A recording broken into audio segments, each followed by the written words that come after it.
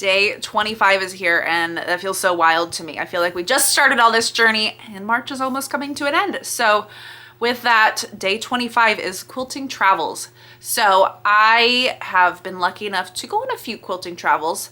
I've been able to go to QuiltCon twice. I went to the QuiltCon in 2020 in Austin, Texas, and then I went to QuiltCon in 2022 when it was in Phoenix, and both times I had a fantastic time. So much fun, so many good things, and I look forward to going back in 2025 when it's in Phoenix. So those are some quilting travels that I have done at a distance, and I think it's always fun to be able to take those kind of travels because then you get to explore and experience new places and meet new quilting friends. I've done a few meetups there, and that's saying a lot with my little introverty self, where I've already told my husband I already agreed to meet one person this year. I don't want to meet anyone else. And so I tend to be a little bit more reserved when in public settings, but I love a good quilty chat. So even though I may be quiet when I'm in the group, I do like to listen and hear people chitter chatter about quilting and all that good stuff. So I highly recommend going to QuiltCon, which I should backtrack a little bit. If you are unfamiliar with QuiltCon, is the conference for modern quilters. It's a national conference, it's an international conference. There's a quilt show, there's all sorts of good stuff. There's vendor booths, all the good things. So if you get a chance to go to QuiltCon, I highly recommend it. I had a little bit of FOMO, and by a little bit, I mean a lot of FOMO, by not going to Raleigh this year. And so next year, I really want to go to Phoenix and explore that area again and have a lot of fun. And then also, more locally quilting travels, I've been able to go to 2 of my guild retreats, and I'll be going to my 3rd one this next month up in Tahoe, and hopefully we won't have to drive through snow, but it's been a good little travel just to get away.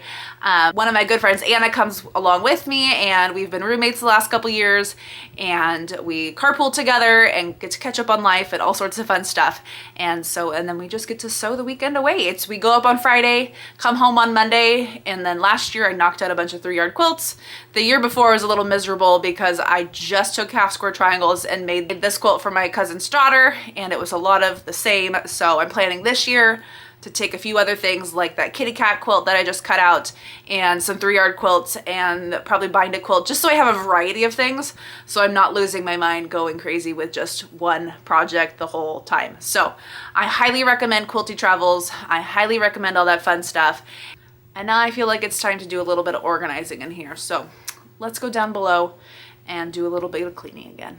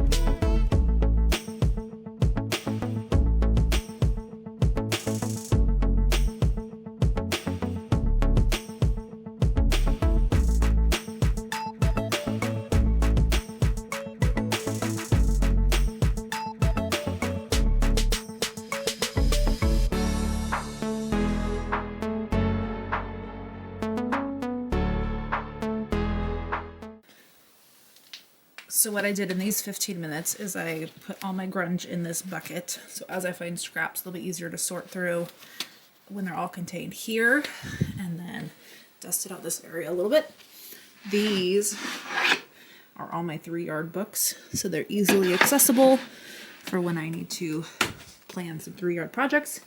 And speaking of 3-yard projects, these are all various fabrics that I've looked at for 3-yard quilts. And so what I'm going to do this week is I'm going to take these to the shop with me, and if I need one coordinating fabric, I'm going to find that. think this guy just needs one. This guy just needs one. This needs something. This needs 2 somethings. Buzz Lightyear needs everything. I'm sure there's more under here, but at least that's what I got done in 15 minutes. And now that bag is all full of plastic bags that may or may not be useful for quilt delivery. So there's my productive chunk today.